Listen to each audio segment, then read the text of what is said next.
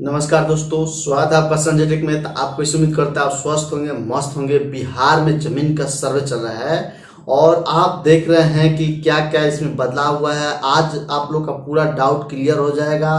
बहुत तेजी चल रहा है, लगातार हम आपको बता रहे हैं कि बिहार का ये जमीन सर्वे के बना हुआ है। इस पर लगातार आपको लाइव संजय टेक को मिल रहा है।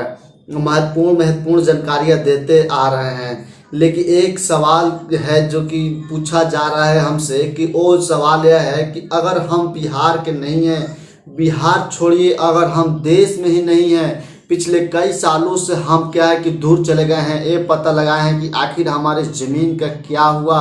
यानी ज़मीन के कोई शुद्ध पिछले कई वर्षों से हमने नहीं लिए हैं, तो फिर हमारा क्या होगा, हमारे ज़मीन के क्या होगा।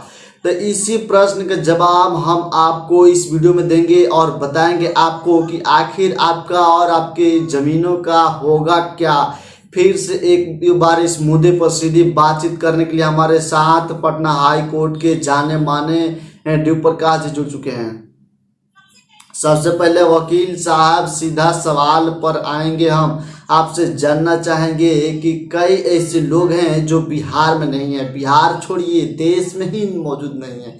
पिछले कई वर्षों से उन्होंने ये नहीं मालूम है कि आखिर उनकी ज़मीनों का हुआ क्या है। यानी पिछले कई वर्षों से उन्होंने अपने ज़मीनों की क्या कि कोई सुध ही नहीं लिए हैं। जैसे लोगों का रुचि क्या है तो उनका क्या होगा। प्रतिकूल कब्जा वो यह कहता है कि अगर किसी की जमीन पर कोई आदमी पोजीशन में है, कब्जा पर है, भले उसके पास टाइटल का डॉक्यूमेंट है चाहे नहीं है, सही डॉक्यूमेंट है भले वो अवैध है, लेकिन वो किसी निजी व्यक्ति के विरुद्ध वो उस जमीन पर कायम है और 12 साल से अधिक कायम है, और इस बीच में आपको पता है कि वो आदमी हरा हरा हो, तब भी आपने कोई विरोध नहीं किया, कोई केस मुकदमा नहीं किया, कहीं से कोई नोटिस नहीं किया, कोई भी अपने अपने जमीन को वापस लेने के लिए कोई कार्यवाही नहीं की, तो ऐसे केस में कहा जाता है कि इसका मतलब को पता था कि वही मालिक है। और अपने देश में या पूरे विश्व भर में पोजीशन को प्रिज्यूम टाइटल माना गया है। जो पोजीशन में है वो प्रथमतः वही मालिक है। अब उसमें हाल में 2024 में जजमेंट आया है और सुप्रीम कोर्ट का, उन्होंने कुछ कंडीशंस लगा दिया है, कंडीशंस लगा दिया। उसमें उन्होंने कहा, एक बात मैं और बता, अगर सरकारी जमीन कंडीशन लगा दिए, निजी जमीन है तो 12 साल, लेकिन सरकारी जमीन में 30 साल से ऊपर भी अब बढ़ा के 30 साल तो था, लेकिन लॉ ऑफ लिमिटेशन है, 1963 का एक्ट है, उसमें आर्टिकल 65 में लिखा हुआ है कि निजी जमीन 12 साल, और 109 में से लिखा हुआ है कि सरकारी जमीन अगर होगा, पब्लिक जमीन होगा तो 30 साल। लेकिन 30 साल में सरकार ने कहा कि नहीं, हमारा 30 साल से ऊपर भी होगा तो भी हम केस करेंगे। सरकार करती भी है, लेकिन राज्य जमीन तो भी आपके यहाँ हाल में चल रहा है जो 30 साल से ऊपर का चल रहा है, तो वो भी चलता है उसमें। लेकिन यह भी साथ में यह कहा गया कि जो पोजीशन में है और यह पता है कि तब भी आपको विरोध नहीं कर रहे हैं, तो ऑनरेबल सुप्रीम कोर्ट ने कुछ कंडीशन लगा दिया। कंडीशन लगा दिया कि जो पोजीशन में है, जो एडवर्स का पोजीशन है, जो प्रतिकूल कब्जेदार है, को यह पता है कि जमीन है किसकी।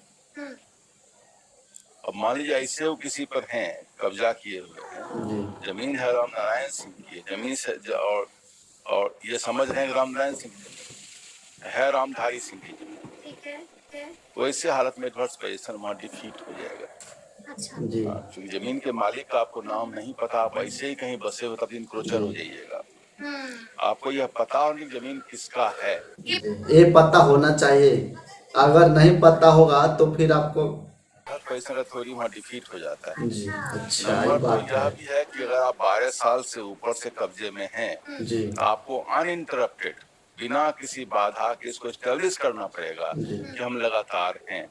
अब एस्टेब्लिश में क्या करना होगा, बिजली कनेक्शन आपके पास है, जी, वहाँ रह रहे हो, कोई पक्का का मकान आपने बनाया, आपका खर्चे का हिसाब रखे हुए, और म्यूटेशन आप करवाए हुए, या नगर पालिका का या ऐसी कोई जो रसीद कटवा रहे हैं जहाँ आप रेंट रसीद दे रहे हैं सरकार को।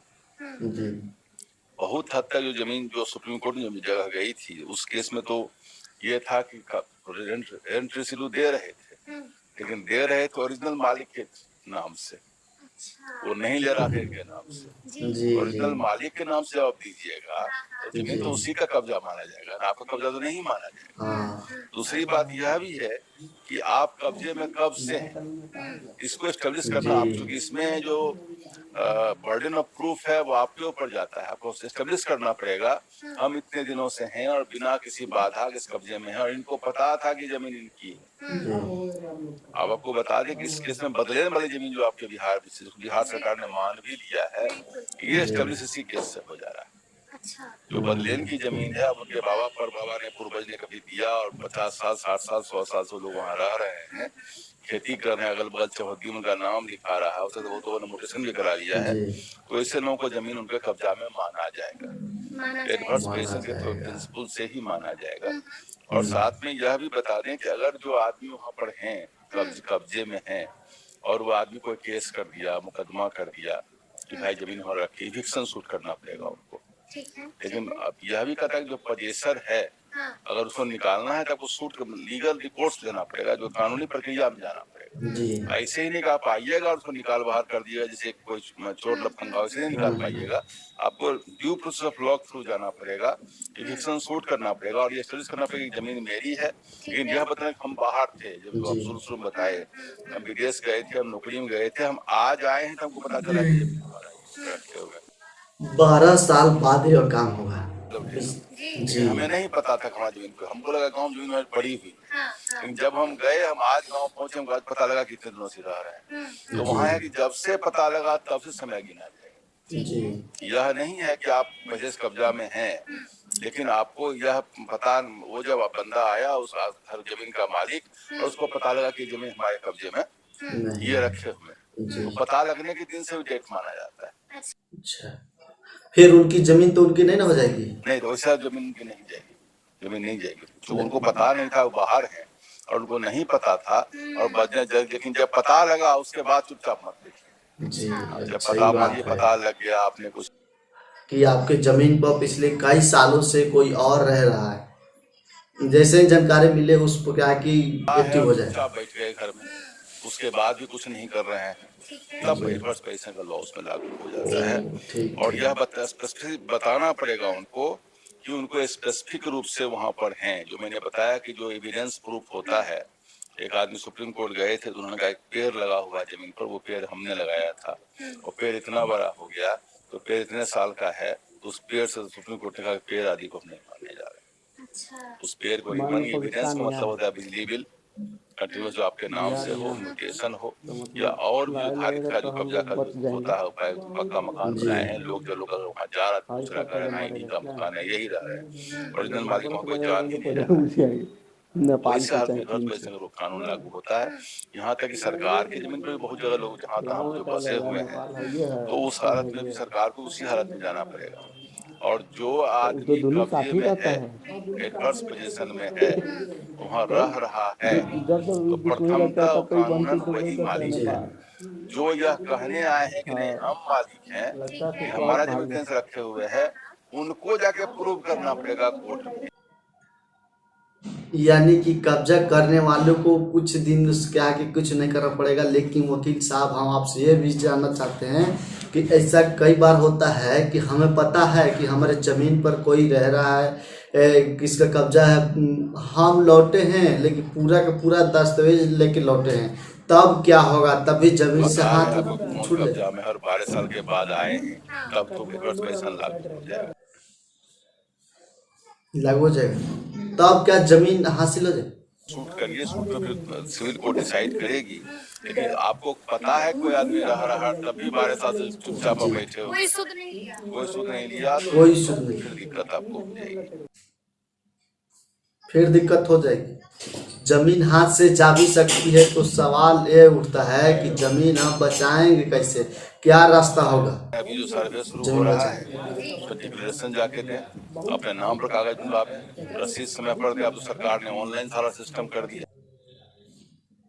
अगर 12 साल आपके बाद नाम भी से जमीन कायम है, वहाँ पर म्यूटेशन उस रजिस्टर 2 में नाम लिखा हुआ है, खतियान में नाम लिखा हुआ है, और पोजीशन में अगर आप नहीं है तो उसको इंक्रोचर माना जाएगा, ट्रेसपासर माना जाएगा, उसके सिविल सूट से इविक्शन सूट फाइल होगा और ये बताना पड़ेगा कि जमीन हमारी है। जमीन हमारे नाम से है, ये इंक्रोचर है, गैर कानूनी कब्जेदार हैं और पता लगा हमको इतना तारीख से पता लगा और हम केस करने आए हैं, तो इस तरह तो निकाल बाहर किया जाएगा। ये बहुत मजबूत कानून एडवर्स पोजीशन का नहीं है कि कोई आदमी किसी जमीन पर गैर कानूनी रूप से रह जाएंगे और वहाँ पर स्थापित रह जाएंगे, तो बहुत मजबूत कानून नहीं है, लेकिन एक कानून है और बदलेने वाली जमीन जो फंस रही थी बहुत लोग उसी कानून से निकलेगी।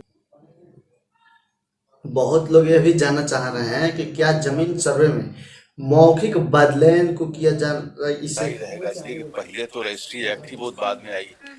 रजिस्ट्री एक्ट के पहले तो सब मौखिक ही होता था, ये कोई पेपर कागज पर लिखा गया होता था। अब जैसे शादी का रजिस्ट्रेशन एक्ट 1956 में है, उसके पहले की जो रजिस्ट्री शादी का रजिस्ट्री नहीं होती थी, तो किसका मतलब जो पहले जो शादियां हुई वो सब गैर कानूनी है, ऐसी बात तो नहीं है।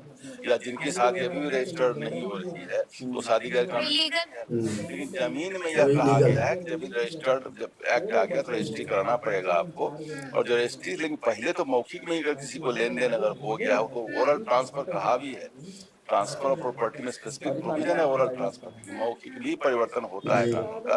और मौखिक कर दिया और उनके बाल बच्चों को पता है कि जमीन हमारे पूर्वजों ने दिया, उनके बाल बच्चों को पता है कि हमारे पूर्वजों ने दिया, तो कम्प्लीटली एडवर्स पोजीशन वहाँ लागू हो जाता है। और उस कानून का अभी तो संजोग से बिहार सरकार ने भी मान लिया है इस चीज को, कोई दिक्कत नहीं होनी चाहिए। लेकिन जब उसमें ऑलरेडी रह रहा है एडवर्स पोजीशन की वजह से जो मौखिक बदलेन है वो भी कायम रहेगा, कायम रहेगा। ऐसे में सवाल यह भी उठता है वकील साहब जी कि जिस तरीके से हमने डील किया कि लोग लगातार हमसे एक कमेंट बॉक्स में पूछ रहे हैं, सवाल पूछ रहे हैं, कई सालों से हम लौटे नहीं हैं, हमें पता है कि किसका कब्जा है लेकिन फिर भी हम नहीं लौटे, तो हमारे ज़मीन का क्या होगा। यहाँ पे एक सवाल यह भी उठ रहा है कि क्या अब समय आ गया है उनको लौटने का, नहीं लौटेंगे तो क्या ज़मीन उनके हाथ से चल जाएगी। 4 भाई हैं और लग रहा है कि कोई चारों भाई में से कोई करेगा, हमें क्या पता। आराम से 2 आदमी हमारे पास भी आए हैं, बड़े बड़े जगहों पर पोस्टेड हैं, और कोई यहाँ पोस्टेड है, कोई विदेश जगह पर अच्छी जगह पर है, वो कहते हैं कि वो करेगा, वो सोचते हैं कि वो करेगा। सब बूढ़े बुजुर्ग हो चुके हैं, उनके बच्चों को तो पता भी नहीं है कहाँ क्या जमीन है, तो इसी हालत में उनको जमीन से हाथ धोना पड़ेगा, जमीन से हाथ होना पड़ जाएगा और जाने का कोई तो रहा कोई रखे हुए हैं और यह देख भी लिए हैं तभी आप आराम से सोए हुए हैं, वैसा जमीन से आपको हाथ धोना जी पड़ेगा। हाथ धोना पड़ जाएगा, यानी कि फिर हाथ से गई आपकी की जमीन। पंक्ति है कि अब लो न सही हो, अब न सही हो, समय आ गया है उसको फिर से कायम करने की चीजों को। जो अगर आपके नाम से है तो डिक्लेरेशन दे दें। देखिए मैंने कल इसके लिए यानी कोई जिस समय आपका ऑनलाइन वहाँ पर फिजिकल होगा, तो फिजिकल में कोई आदमी बोलता है तो सो मच सो गुड, नहीं अगर बोलता है नहीं बोलता है, फिर दावा आपत्ति में आप एविडेंस देख कर आइए। मैंने कल परसों ही आपके बाइट दिया, तो दावा आपत्ति 3 स्टेजेज है, उसके बाद भी सिविल कोर्ट है। लेकिन जब अपनी जमीन आप नहीं देख पा रहे हैं सिविल कोर्ट, आप खाक लगिएगा कैसे। जी, लेकिन अंतिम प्रश्न है मेरा आपसे वकील साहब कि कई सारे लोग हैं कि लगातार हमें बता रहे हैं कि दाखिल खारिज वाला आवेदन हमारा स्वीकृत नहीं हो रहा, कारण क्या है, क्यों लगातार ऐसे कई लोग जो हैं जो परेशानी का सामना करना पड़ रहा कभी है। इनकम टैक्स फाइल नहीं होता, कभी प्रोविडेंट फंड फाइल नहीं होता, तो ये तो पोर्टल का टेम्पोररी इशू होगा, ये कोई कानूनी मुद्दा नहीं है। वो तो कुछ गलती भी कर रहे हैं आवेदन भरते समय, उसमें जो सेंटर लगा हुआ हेल्प डेस्क बना हुआ होगा उसमें हेल्प किया जाएगा, और नहीं है तो साइबर सेंटर सब जगह बना हुआ है, साइबर कैफे वहाँ जाकर करावे, वो तो हो जाने वाली चीज है। और सरकार ने भी सर हेल्प हैंड के लिए बहुत सुविधा से दे रखी है, और नहीं हो रहा तो ऑफलाइन जाके दे आइए। जी जाके ऑफलाइन भी दे आइए, यानी परेशान मत होइए, कई तरह के रास्ते हैं, आपके परेशानी भी सुलझ जाएगी। क्योंकि जो सरकार ने ऑनलाइन ही सेवा करना अधिकार में म्यूटेशन एलपीसी ऑनलाइन कर दिया है, तो ऑनलाइन कर दिया केवल लैंड एक्विजिशन के केस को छोड़ कर, उसमें भी एक्स्ट्राऑर्डिनरी सर्कमस्टांसेस में बाकी कह दिया कि म्यूटेशन और ये एलपीसी ये ऑनलाइन डॉक्यूमेंट ही होगा। तो आप किसी को ब्लॉक में जाके देंगे सीओ ऑफिस, वो भी ऑनलाइन ही करेंगे, उनको पता होगा तो वहाँ एक्सपर्ट हैंड बैठे रहते हैं, वो कर देंगे। बाकी छोटा मोटा पोर्टल इशू है, वहाँ पर जाके लिखिए, फीडबैक मत होता है, इम्प्रूव करने उस चीज को। सरकार अनवरत लगी हुई है कि अपने पोर्टल को और इम्प्रूव करें और इनको यूजर फ्रेंडली बना दें, यूजर फ्रेंडली बना ले। यानी पूरी बातचीत आपको कैसे लगी आप लोग कमेंट बॉक्स में बताएं, जो हम बात बता रहे हैं वही वकील साहब जी बताएं, समझाएं। आशा करते हैं, उम्मीद करते हैं कि आपको बात अच्छा समझ में आ गया होगा और पूरा आपको जानकारी मिल गया होगा, जो डाउट था वो क्लियर हो गया होगा। तो अगर क्लियर हो गया होगा तो कमेंट बॉक्स में अपना राय जरूर बताएं। वीडियो कैसे लगा और लाइक कर दीजिए दबा के, चैनल को सब्सक्राइब कर लीजिए ताकि इसी प्रकार से आपको अपडेट मिलते रहेगा। मिलते हैं किसी नेक्स्ट वीडियो में नए टॉपिक के साथ, तब तक के लिए धन्यवाद।